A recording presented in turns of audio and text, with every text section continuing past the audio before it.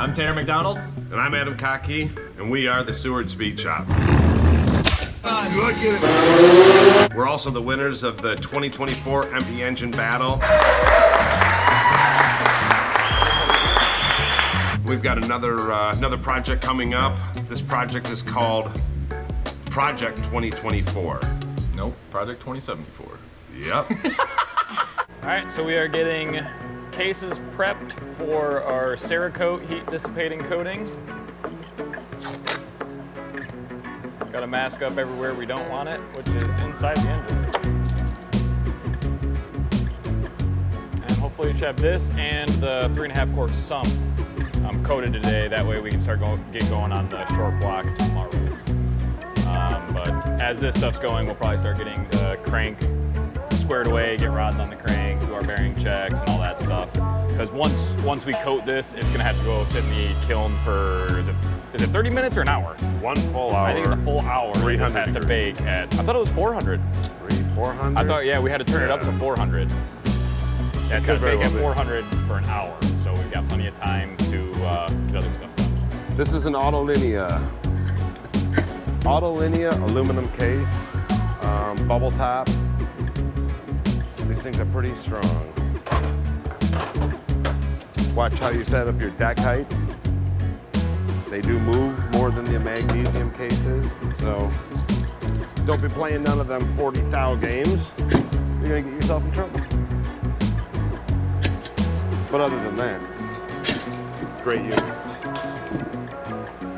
Really nice unit. Cerakote P202 Arctic Black. This is a heat dissipating coating. Works incredibly well. If we have case, cylinders, heads, all coated, and we're not running cooling on the dyno, usually you gotta wait about 20, 30 minutes between pulls. We're doing pulls almost back to back with this coating on there. I would say the heat drops from, if you're running cylinder head temps about 320 degrees, like I said, with no cooling on the dyno, within 10 minutes, it's down to 215, 220 degrees. So this stuff does work. It sheds heat. It's not the cheapest product in the world. Shipping's kind of expensive because it's extremely hazardous. Do not spray this in your garage. Have the best respirator money can buy, and don't bake it in your wife's oven. She'll kill you. You'll probably blow your house up. I don't know what you're gonna do. The very first ingredient is formaldehyde. It is not to be played with or messed with. Nasty stuff, but it works awesome. So Wotech hit me up a few weeks ago. I think it was a mass email to all the Wotech alumni wanting to hear where you've been, where you're at. Are you actually using your education? There's a lot of kids I went to Wotech with that are now cooks and other things. And so not everyone ended up following the career in automotive, but we let them know what we're doing and that we may be swinging by Laramie. And so they want us to swing by the campus, say hello and do a little tour and show off our masterpiece. So we'll see. Maybe if it's en route, we'll make that stop happen. So we are getting our EMPI heads tore apart. I know we said that we weren't gonna touch anything. Performance-wise on the heads, we are not. We are leaving everything basically alone. We are doing a little blending in the port, just where the CNC program comes through. But the main reason we're taking it apart is that we are going to be doing our heat dissipated coating on these as well. So get everything tore off, sandblasted, and ready for coating. These EMPI heads are freaking beautiful, and the valve springs that come with it, these dual valve springs, are very nice. We had these in our, what do you call it, spring compressor tool? Spring measuring tool? What do you call that? Spring tester? Yeah, we had it in our spring tester, and they match up pretty well with the CB650 Volkswagen spring. So don't think they're exactly that. They look a little different, but they seem to be a really nice high quality spring. Oh gosh, it's all of them.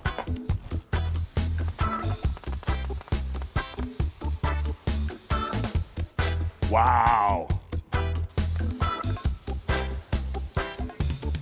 That's a lot of bees. That's a lot of bees. That's a lot of bees. Like Chuck Norris with brake clean, let me tell you. Woo! That is all of the bees. So we're trying to uncover Robin's car. It's about time. Now that Helter Skelter's left, it's on to the next project. Unfortunately, the next project Has bees. involves fighting Oh off gosh. bees. Oh, they're everywhere. It's a pretty nice Baja though. Beha. Beha. Beha Baha. I think we named it. I think that was the official name of it now. Yeah. The Beha. This is the Beehive. I feel like you could even scream that as you're driving it. Beha! Beha! Did we exterminate them? No! Oh, there's that. Every time the grass touches me, I feel like I'm being stung. Oh, don't even tell me there's more in there. If there's more in there. Come check out this guy's anti-theft system. So if you really don't want your Beetle stolen, what you're gonna want to do is you take a ratchet strap, find somewhere to hook it, and then you hook it to the steering wheel. Now no one's stealing that. No one is taking that anywhere, I promise you. Anti-theft at its best. Robin, we were gonna bring your car into the shop, but you didn't take off your anti-theft. There's no way. We can't move it. We can't move it. Yeah, we'll never get it in. Luckily, I know how that guy ties knots, so we're clear. All right, we're good. Back in the game. I mean, give me 2 seconds and like verify that there's not a nest inside or something. I just wanted to move it away from where all the bees were, so that way we can verify that it's not with the car anymore.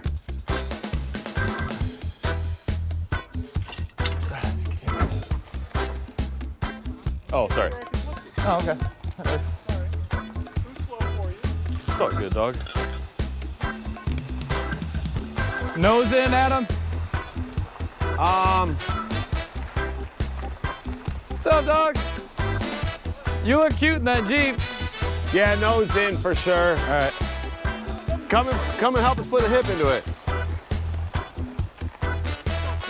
No.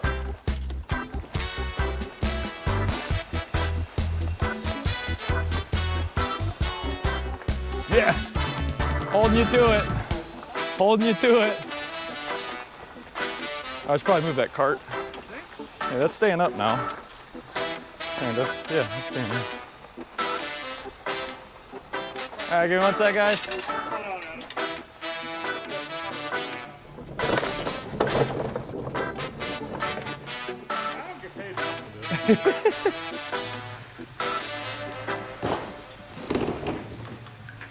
Gonna need to come my way. We're gonna hit the cart. All right, you're clear. You're in the middle. Yep. So they're both your way. Oh, that's valid. Definitely. Come my way. I should definitely clarify that next time.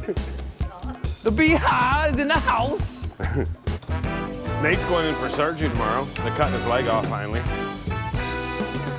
Getting a new hip. Getting a new hip at the age of 27. Are you 27? You're 29? He's getting a new hip. Nate's gonna be all titanium tomorrow. Damn, it's titanium? Titanium. Yeah, they're gonna be super fast. He's gonna be singing the song and everything. I am titanium.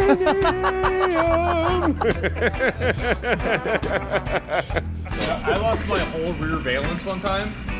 Really? Don't know where it went. Don't know where it went. We're all messing around. I go open the storage unit the next day to go take it out. I'm like, where'd it go? Like never, like you would think the whole bottom rear valence, you would hear that like, you know? No, never fell off. Don't know where it's at. Which car?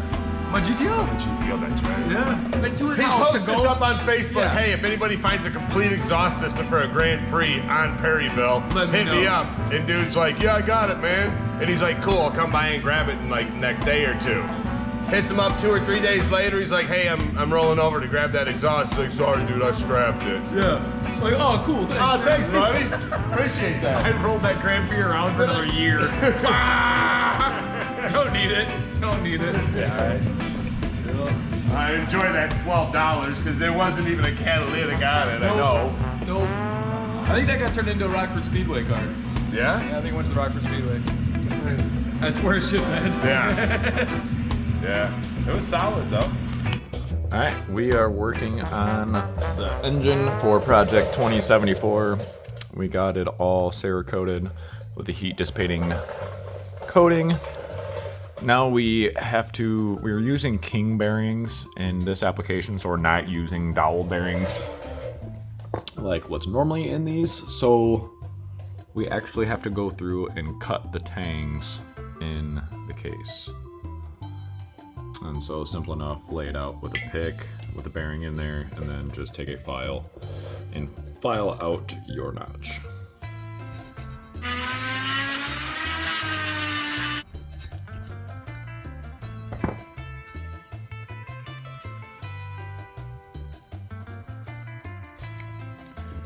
Alright, pop the bearing in.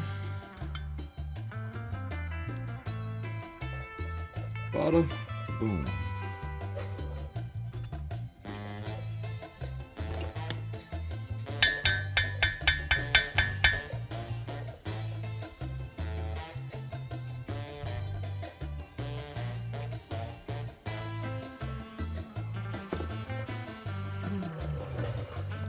And there we go.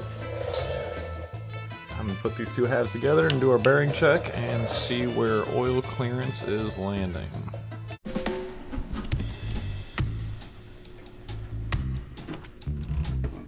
Now that we got our transmission in last night, we got one of these awesome EMPI billet shift couplers.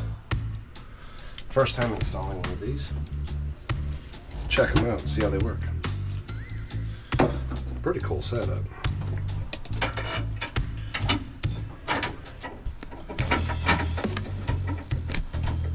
Look at that. And then there was light.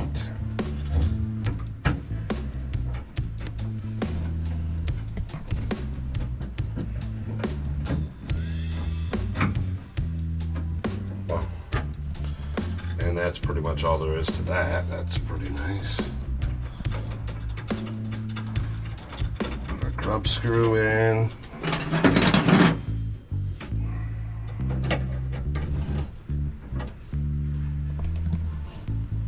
Don't over tighten your grub screw, and always remember when you're done, safety wire. I've had them fall off.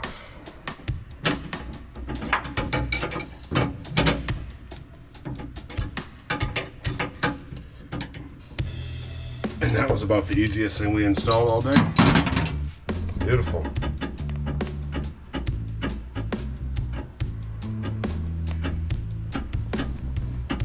Nice and tight. I like it. Let's grab some safety wire. Next we can move on, get the shifter installed. We've got our brakes pretty much wrapped up. On the right gearbox transmission. So we can move on to bleeding brakes. We started installing our truss bar back here this morning. We still have to make down legs. The down legs are coming down from the bump stops down to the transmission mount. That'll be something we're gonna work on this afternoon. But yeah, let's get brakes bled and a shifter installed. I feel better. We're getting our transmission all filled with our new Driven 80-90 weight GL4 gear oil. Best stuff on the market. All right, time to see how well Mark cut this seal hole for us. I have a pretty good feeling it's gonna go in nice and easy. I shouldn't say nice and easy. We got a good amount of press on it, but it'll go in how it's supposed to go in. How about that? Right there.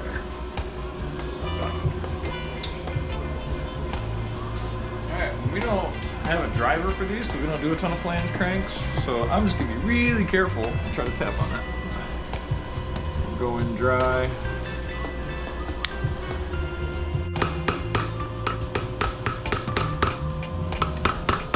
So we got the rear seal in, but we cut it to be recessed a little bit. It's not quite recessed, it's flush. So, making a handy dandy tool to be able to get it in a little bit further.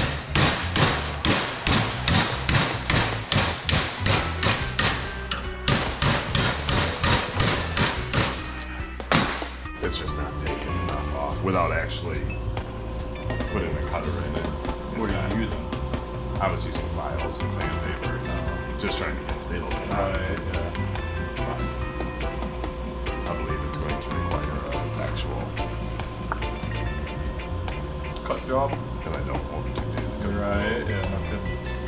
I hate because I don't have a center support. Right. I have tubes currently. Welding. Almost there. Little finesse. We got a machine.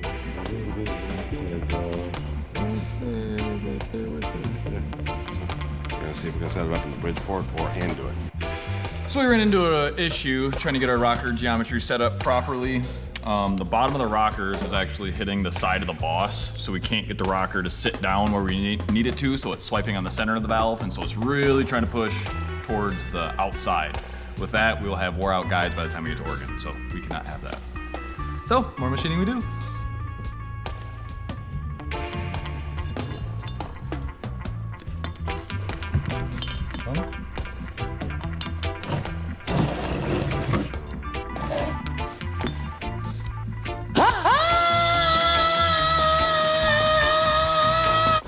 So, 0.585, and you're gonna divide that by 1.6, so it's gonna be 0.365 at the lobe. 1.5. And then we got 1.5s or 1.4s? 1.4s. Yeah. We use 585 at 1.5. Oh, you said 1.6. But I meant 1.5, so you should have known what I was meaning. 1.6, so then is 1 inch, 520. Which we had to make this tool in our EMPI Engine Battle situation so that way we could figure out coil bind to the exact. But with these kind of heads, it's hard to fit a spring install height tool in these. So we had to do a little custom modifying and everything, and we're able to get them to fit and work. So yeah, so we know with that, our install height is 1.520. So then we come over here to our spring checker, and we are at 1.520 in there. We got our 0 set, and now we're gonna go 546 thou. So there's 1, 2, 3, 4, 5, 46. So at our wide open, we're at 400 pounds. 400 pounds spring pressure open. What were we, 100?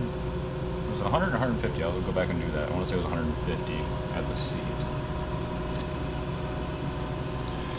Now, what I want to know is how much further we have. So you can see here, we are almost a coil bind, but we are not quite there. So we want to see now how much further we are from coil bind. So I'm going to reset this to 0.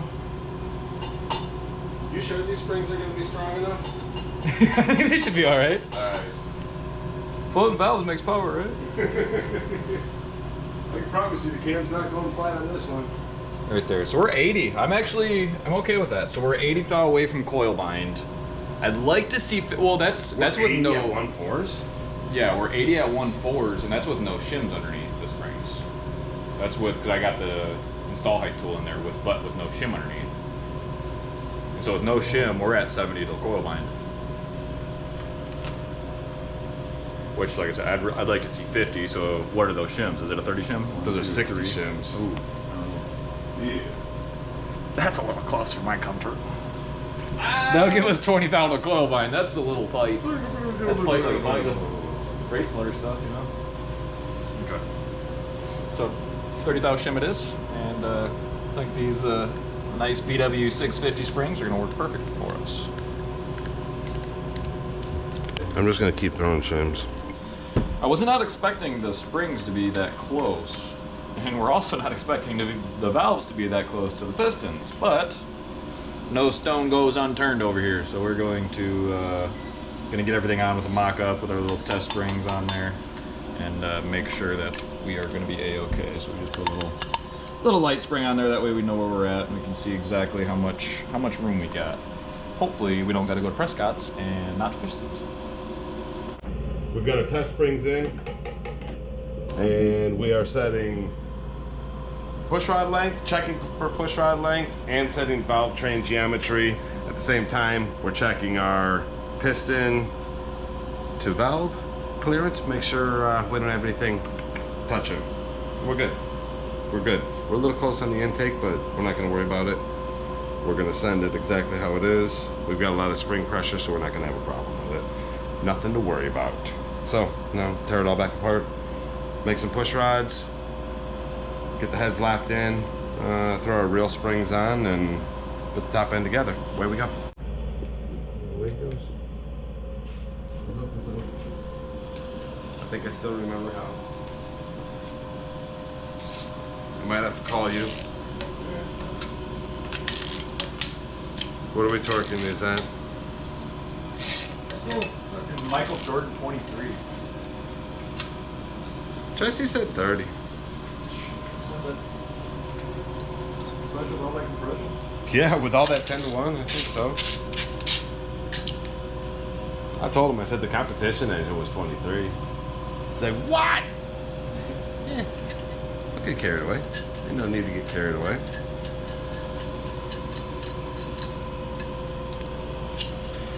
We do our own machining. We don't have a leak problem. We don't have a leaky head problem. Don't worry about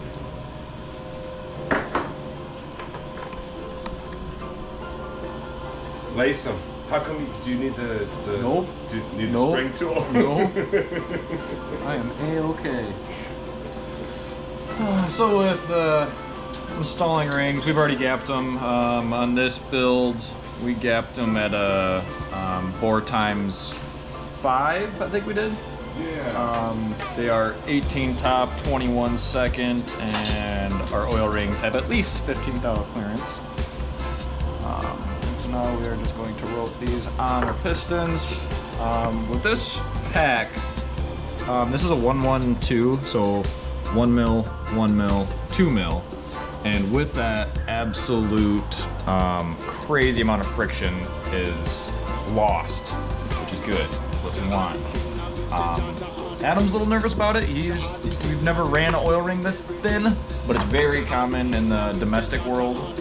Everyone's going to a thin ring pack like that just to help with friction. And Were they water cool everything? yeah, it's where they're water cool everything. But with everything set up properly, the friction gained, or the friction lost through this will also equate with temperature. Less friction, less temperature, cooler running engine. Less friction, also easier running engine. So it's a lot easier to make power when you don't got all that drag. Adam's lapping the valve. So puts a little bit of lapping compound on the valve, spins it so that the valve and the seat match perfectly. And he'll do each valve in each head, and he'll keep the valves where they go so that when he reassembles it finally, he knows they all match.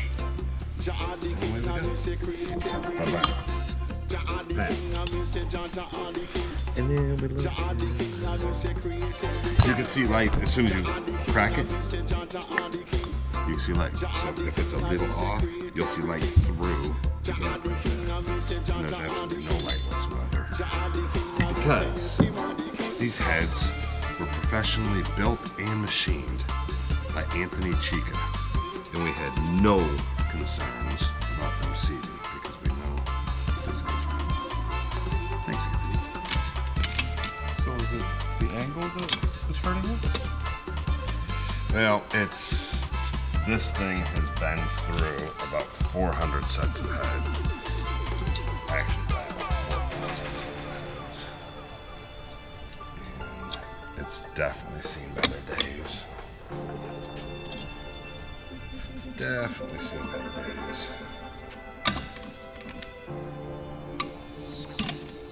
So the only thing we're changing in these heads is the retainers and the keepers. We switch everything to 10 degree, on all of our high performance stuff. Then we put 10 degree titaniums in. And that's exactly what these are. 10 degree titaniums.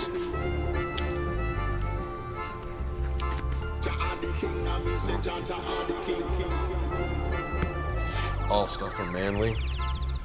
Match the Manly belt. And EMPI already has in that.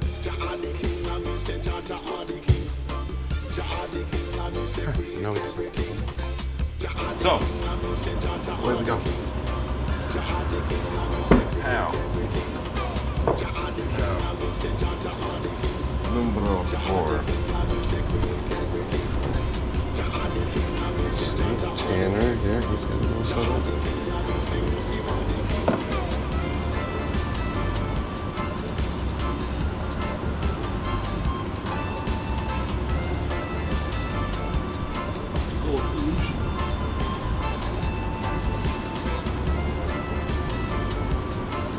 A little bit of oil on them.